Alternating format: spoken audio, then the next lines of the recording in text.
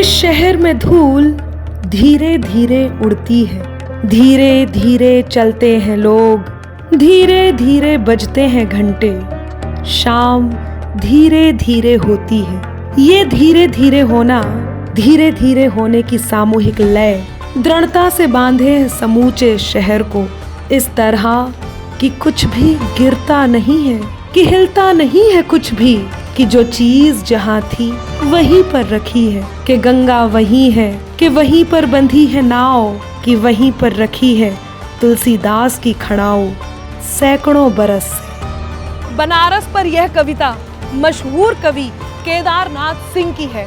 बनारस दुनिया के सबसे प्राचीनतम शहरों में से एक है। यहाँ माँ गंगा किनारे सुबह शाम मेले लगते हैं। कोई मुस्कुराता है, कोई नाचता है, कोई हंसता है, कोई चित्र बनाता है, तो कोई मोक्ष प्राप्त करने के लिए प्रार्थना करता है, कोई गंगा किनारे घंटों बैठकर इसे निहारता है, इसे एकटक देखता है और इसमें खो जाता है। नमस्कार, मैं अनामिका जैन अंबर स्वागत करती हूँ एक बार फिर आप सभी का इस विशेष प्रस्तुति में, जिसका नाम है मेरा उत्तर प्रदेश नया उत्तर प्रदेश।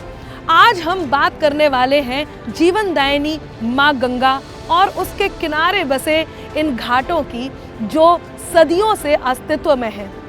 मणिकर्णिका घाट का जिक्र गुप्त काल के साक्ष्यों में आता है।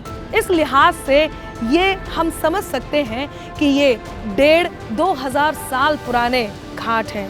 इसलिए कई घाटों पर वक्त की मार दिखाई पड़ती थी, लेकिन अब प्रधानमंत्री नरेंद्र मोदी और मुख्यमंत्री योगी आदित्यनाथ की अगुवाई में डबल इंजन की सरकार इन घाटों को सुंदर बनाने के प्रोजेक्ट पर काम कर रही है।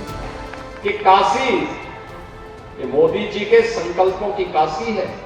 उनके मार्गदर्शन में, उनके नेतृत्व में एक नए कलेवर के रूप में काशी विश्वनाथ धाम हो, या फिर यहाँ के घाटों की सुंदरीकरण का कार्य, मंदिरों की सुंदरीकरण के कार्य, ये सभी तेजी के साथ आगे बढ़ रहे हैं। खिड़कियां घाट को बहुत ही सुंदर बनाया गया है और इसका नाम बदलकर नमो घाट कर दिया गया है। इस घाट की सुंदरता और भव्यता देखते ही बनती है। यहाँ हेलीकॉप्टर लैंडिंग की सुविधा है। यहाँ से स्टीमर के जरिए काशी विश्वनाथ धाम पहुँचा जा सकता है।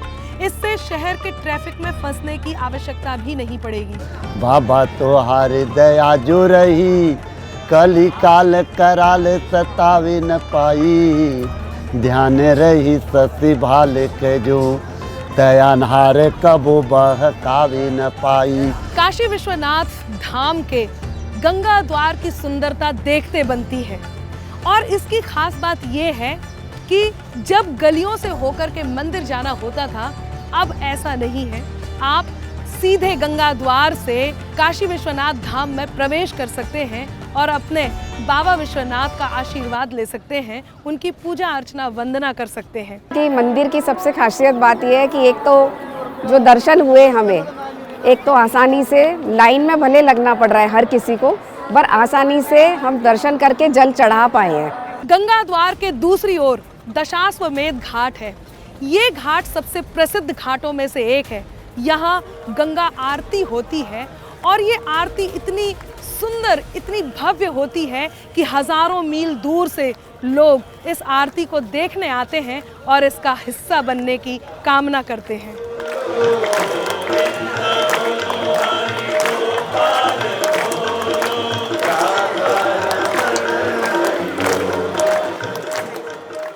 नरेंद्र मोदी और योगी आदित्यनाथ के इस युग में दशाश्वमेध घाट को और सुंदर बनाया गया है।